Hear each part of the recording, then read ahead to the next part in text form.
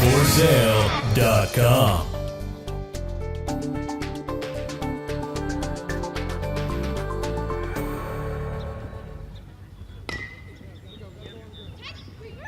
You know, one thing I've learned over the years as a baseball coach is as the kids get bigger, the equipment gets bigger, and so does my need to carry more teammates. And that's one of the reasons why they came out with the all-new Highlander. Hi, Chris Kelly here for Vehicles Test, and today we're going to put this Highlander through its paces. Well, there's nothing like new. So, of course, a tried and true favorite, the Highlander, it was time for an upgrade. It was time for it to look a little different. People were asking for it. They were anxious for it. And so Toyota delivered. Now, we always like to say kids change quickly, so does Highlander. Big thing that you want to know about the Highlander this year is it's bigger. So now, with all the big plans that you have going on with your family, you can do more of it with your new Highlander. In the case of this third-generation Highlander, our road test proved that sometimes bigger really is better. Starting with the exterior, the Highlander is now 3 inches longer than the earlier version and a ½ inch wider, but it feels much bigger than that inside. The Highlander is available in 4 different trim levels: the basic LE, the LE Plus, the XLE, and the top-of-the-line Limited we are testing today. As a result, keep in mind that some of the features we show in this road test may be options or not available on the trim level you choose. And each version is available in either front-wheel drive or all-wheel drive. Unlike the previous version of the Highlander, which was more rounded in shape, the Highlander has harder lines and sharper corners to accent its aggressive yet sporty appeal. Active families will welcome the fact that this mid-size, 3-row sport utility vehicle can now carry up to 8 passengers in gear and style, while still providing exceptional fuel economy. After a 50-mile highway drive at 60 miles an hour, we recorded an actual fuel economy of 30.8 miles per gallon, which was an impressive 23.2% improvement over the EPA estimate of 25 miles per gallon. Okay, so here we are driving along at about 60 miles an hour highway speed, and Toyota talks about adding 30% more sound insulation into the floor, and we can see that here. I got an ambient sound level of about 68 dB, which is about the level of normal conversation. And in terms of performance, the 270 horsepower 3.5 liter V6 turned in numbers any coach could be proud of.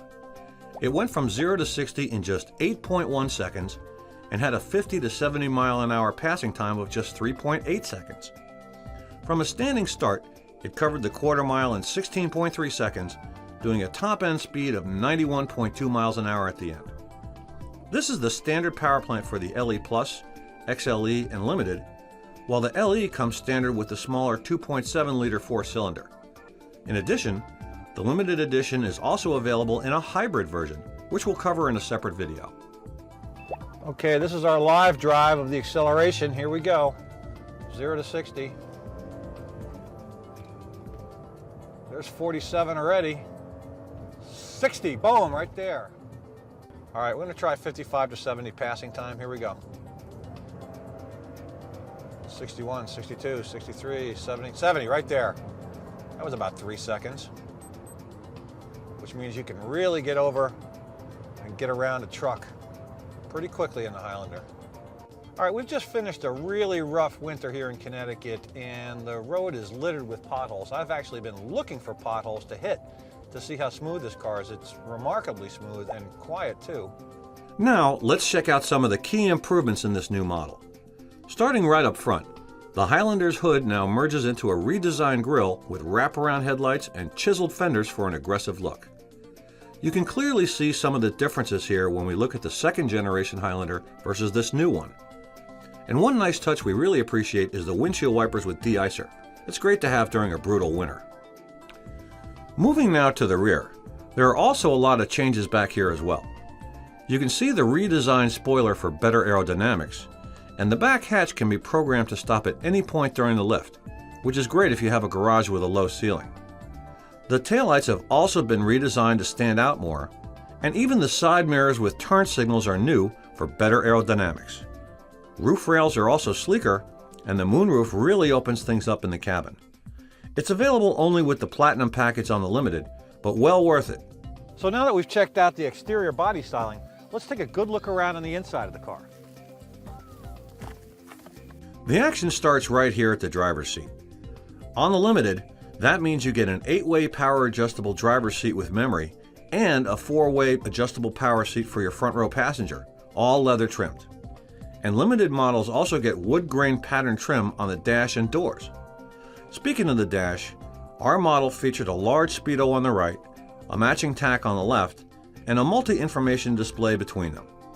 In the center, our Limited test model came with a touchscreen 4.2-inch color LCD display that included JBL audio and GPS navigation, an app suite, voice recognition and hands-free calling, HD radio with predictive traffic and weather overlay, and much more.